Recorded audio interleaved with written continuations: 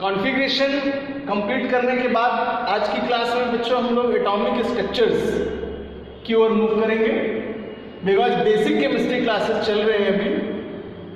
सो हम लोग एक रिलेशनल कंडीशन समझते हैं स्टेबल ग्रेन्स की, और किसी एटम के लिए Z value and A value. So in the case of atomic structure,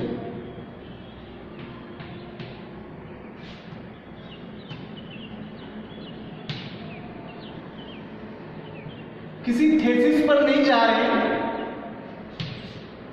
और स्ट्रक्चर से ही इन कंडीशंस को समझ रहे हैं। We know that the mid part of atom is known as nucleus. किसी एटम का मिड वाला पॉजिटिव सॉलिड पार्ट उसका न्यूक्लियस कहलाता है बच्चों। और नाउ न्यूक्लियस के सराउंडिंग ऑर्बिटल्स की प्रेजेंस है, जिन्हें कॉन्फ़िगरेशन करते समय हम लोगों ने n वैल्यू के लिए सिंबल्स दिए थे K, L, M and etcetera, and numbers में डिजिट्स में 1, 2, 3 and etcetera. So according to this atomic structure we find out the relation between proton, electron and neutron, and also relation with their A value and Z value. एक atomic structures के लिए बच्चों इन symbols का relation आज की class में सीखेंगे, और देन इनके कुछ क्वेश्चंस हैं जो एग्जाम्पल बेस करेंगे। सबसे पहले पोजीशन क्लियर कर ली जाए कि ये ग्रेन्स कहाँ अवेलेबल हैं structure. So first we discussed about the presence of stable grains in atomic structures. You know that mid part of atom is known as nucleus.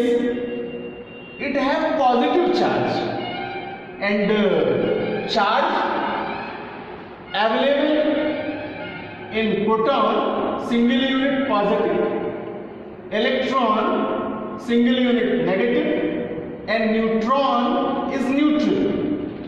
So charges से हमें पता चलता है बच्चों कि प्लस चार्ज अगर प्रोटॉन पर है तो न्यूक्लियस का जो पॉजिटिव चार्ज है वो प्रोटॉन के कारण ही होगा।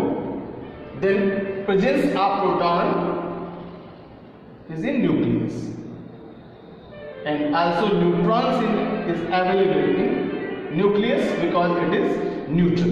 सो प्रोटॉन और न्यूट्रॉन की उपस्थिति हो गई नाभिक में, न्यूक्लियस में, और electrons in orbitals K, L, M में एंटर करता है। और वो इनिशियल जब एटॉमिक स्ट्रक्चर्स पढ़ते हैं तो बहुत सारे केसेस हैं, उनके कंडीशंस हैं जो अप्लाई होते हैं। सो अभी हम लोग केवल रिलेशन आज सीख रहे हैं, कॉन्फ़िगरेशन कर ही चुके हैं हम लोग K, L, M में, और देन रिलेशन समझते हैं Z वैल्यू के लिए। What is Z? It is known as atomic number.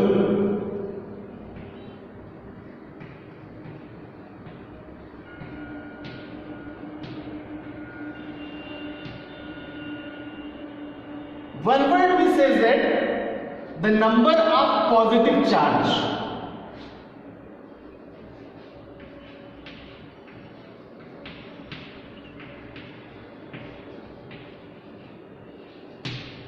Are present in nucleus are known as their atomic number. किसी एटम के न्यूक्लियस में पॉजिटिव चार्जेस की संख्या या प्रोटॉन्स का नंबर ही उसका एटॉमिक नंबर होगा, और इसे सिंबलाइज करते हैं Z से। So formula Z equals to P। बच्चों किसी एटम के न्यूक्लियस में उपस्थित प्रोटॉनों की संख्या उसका एटॉमिक नंबर कहलाती है, और एटॉमिक नंबर को Z से लिखते हैं। देन फार्मूला होगा Z equals to P, number of Z equals to number of P। Then for A symbol is known as atomic mass.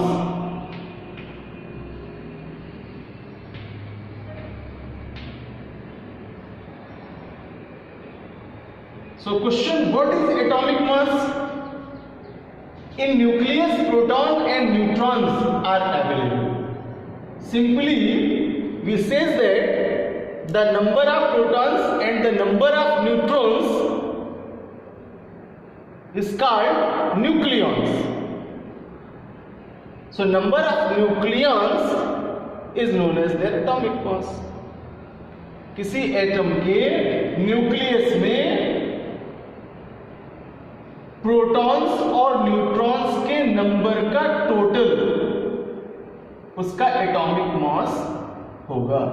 Then formula होगा बच्चों A equals to P plus N। और मैंने कहा कि proton और neutron को commonly nucleons कहते हैं। So mass of nucleons equals to mass of their atom. So atomic mass equals to P plus N। तो ये टू डेफिनेशंस हो गए यहां से एटॉमिक नंबर्स के और एटॉमिक मास के। ऑल ओवर केमिस्ट्री में आपको इनकी बहुत जरूरत पड़ने वाली है।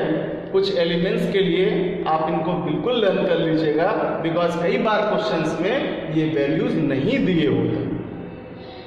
देन आपको करना आना चाहिए, बिकॉज सॉल्विंग में इन नंबर्स की जरूरत होगी। सपोज दैट कुछ एग्जांपल्स ले लूं मैं, और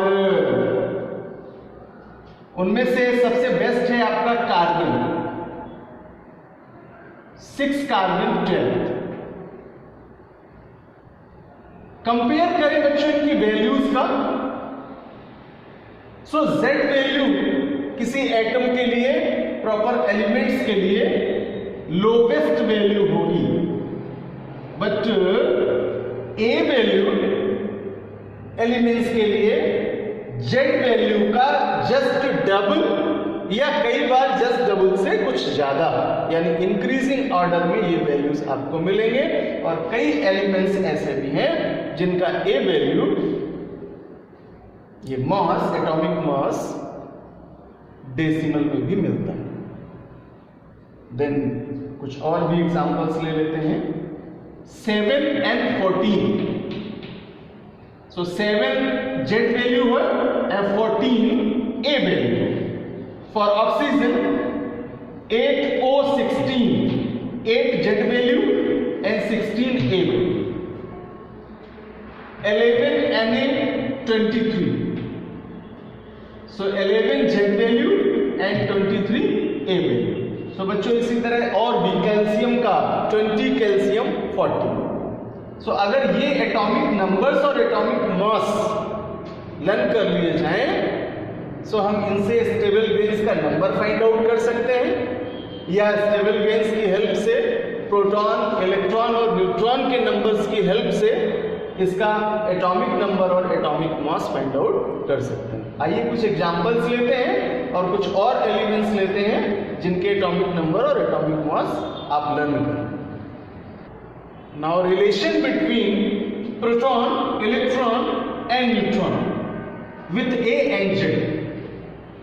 So simply we say that Z equals to P and P equals to E.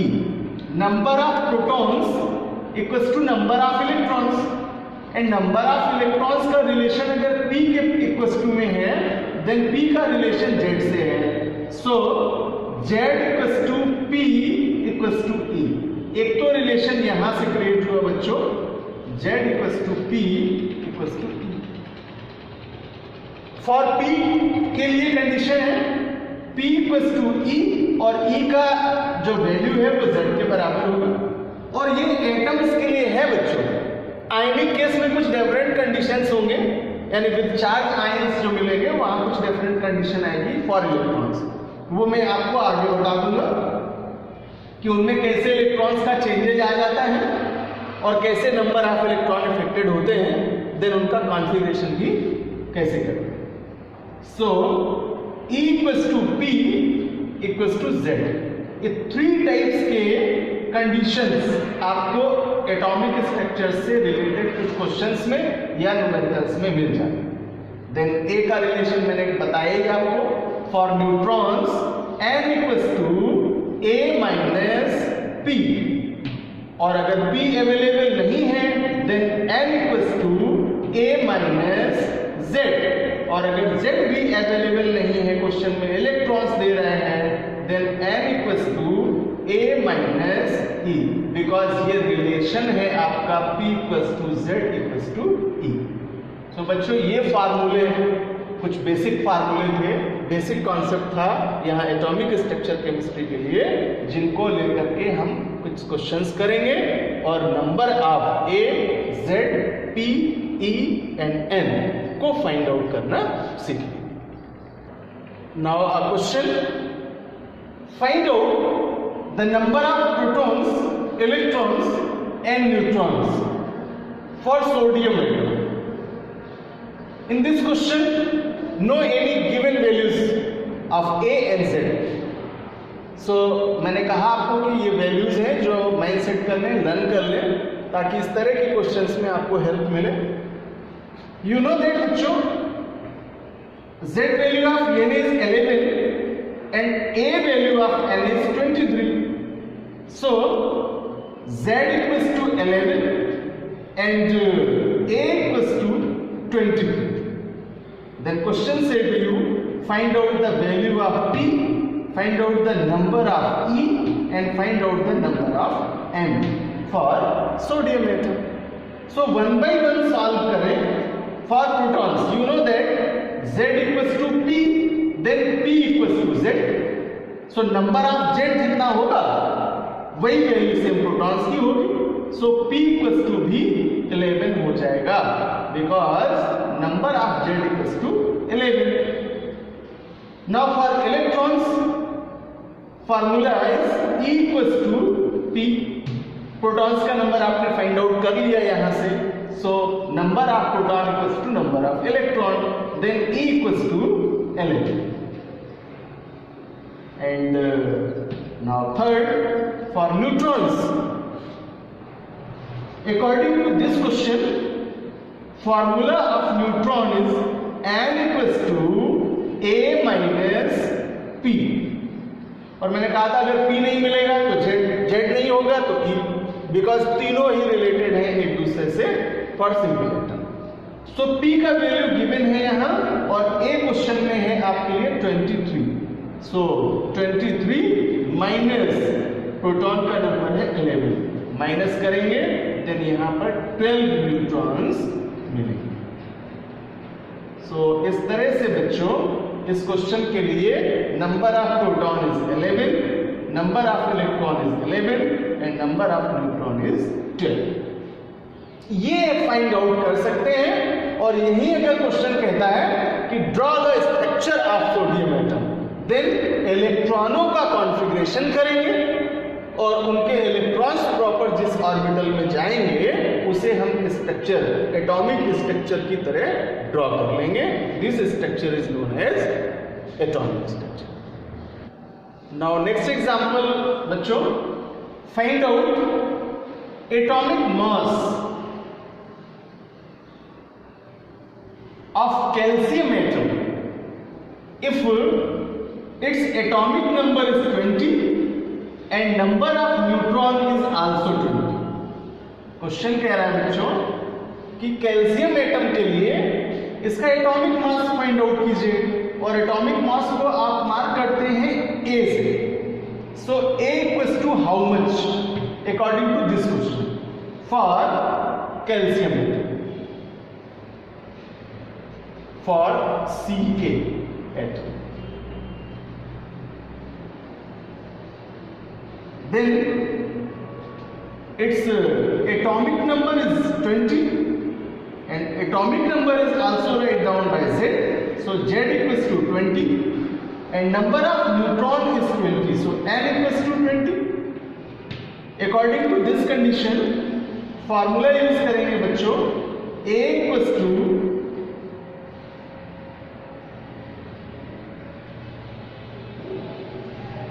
p plus n, because atomic mass के लिए नंबर ऑफ न्यूक्लियॉन्स का मास टोटल करते हैं।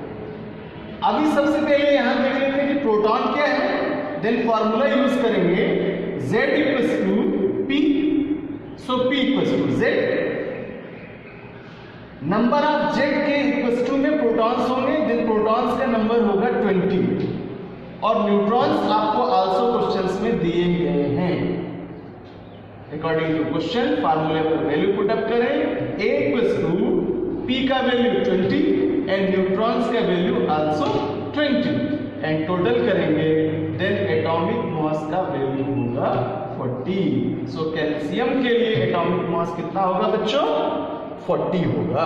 तो इस तरह से हम गिवन एटम्स के लिए एटॉमिक मास देख सकते हैं और एटॉमिक नंबर भी कैलकुलेट कर सकते हैं। सो अभी एक एग्जांपल लेते हैं आयनिक केस का और एटम से कंपैरिजन करते हैं। बच्चों suppose that sodium atom and sodium ion का कंपेयर करें और आयन जब मेक करते हैं देन Na+ लिखते हैं। अब देखते हैं क्या डिफरेंस आएगा दोनों में। सोडियम एटम के लिए कॉमन कंडीशंस थी जो अभी अभी सीखी हम लोगों ने, यहां Z इक्वल्स टू 11 है एंड A इक्वल्स टू 23 है और ये बोथ के लिए होगा। बट जब P का वैल्यू मार्क करेंगे then P equals to Z, so P equals to 11 and for electrons E equals to P, then E equals to number of protons also 11 and for n equals to A minus P, then A का value है 23 minus करेंगे 11 को तो n equals to 12 number of neutrons मिला। अब यही case जरा shift करें आयन के लिए तो देख पाते हैं कि इसने सिंगल यूनिट का पॉजिटिव चार्ज क्रिएट किया और वैलेंसी वाले टॉपिक में अभी क्लियर किया मैंने कि जब इलेक्ट्रॉन डोनेट किए जाते हैं एलिमेंट से देन उस पर पॉजिटिव चार्ज आते हैं, नंबर ऑफ डोनेटिंग इलेक्ट्रॉन्स। तो प्लस चार्ज से हमें जानकारी होती है कि ये 1 इलेक्ट्रॉन डोनेट करके Na+ आयन का फॉर्मेशन करता है। तो किसका डोनेशन कर रहा है, इलेक्ट्रॉन्स का, तो नंबर ऑफ इलेक्ट्रॉन ही तो इफेक्टेड होंगे यहाँ। देख लीजिए क्या होगा, Z एज इट इज होगा, Z equals to 11 and number of proton is also 11, number of A is also 23 but affected होगा electrons, कैसे, because electrons equals to 11 minus 1, क्योंकि 1 इलेक्ट्रॉन इसने डोनेट किया होगा देन इस आयन का फॉर्मेशन कर पाया होगा। So number of electron equals to कितना मिलेगा, 10। ऐसे पता चला कि एटम के कंपैरिजन में जो पॉजिटिव आयंस होते हैं उनमें इलेक्ट्रॉनों का नंबर डिक्रीज करता है, कम हो जाता है पॉजिटिव आयंस में, लेकिन जस्ट अपोजिट जब हम नेगेटिव आयन का कंपेयर कर रहे होंगे then number of electron increase करेगा बच्चों। सपोज दैट एग्जांपल ले Cl का और Cl माइनस का, then Cl and Cl minus के Z equals to 70 and A equals to 35, so number of P equals to also 70, number of E equals to also 70 and N equals to A minus P, then 35 में से P को minus कर ले, 17 को minus कर ले, then आपका neutron का नंबर आ जाएगा 18। एंड फॉर इलेक्ट्रॉन्स तो जितना इलेक्ट्रॉन एक्सेप्ट करेगा तो अपना तो इंक्रीज करेगा ना, नंबर ऑफ इलेक्ट्रॉन इंक्रीज करेगा। देन इलेक्ट्रॉन्स यहाँ है 70, देन 1 इलेक्ट्रॉन का एक्सेप्टर है, so 17 + 1 equals to number of electron जाएंगे 18। तो ये क्या हुआ, ये इलेक्ट्रॉनों का इंक्रीज हुआ। यहां से हम जज कर पाए कि पॉजिटिव और नेगेटिव आयंस के लिए नंबर ऑफ इलेक्ट्रॉन किस तरह से इंक्रीज कर जाते हैं और कैसे डिक्रीज कर जाते हैं। अ फंडामेंटल स्टेटमेंट, जितना प्लस उतना माइनस, एंड जितना माइनस उतना प्लस, और इस तरह हम ये इलेक्ट्रॉन्स फाइंड आउट कर सकते हैं, इलेक्ट्रॉन्स का कंपेयर कर सकते हैं और एटम और आयंस में डिफरेंस क्रिएट कर सकते हैं बच्चों।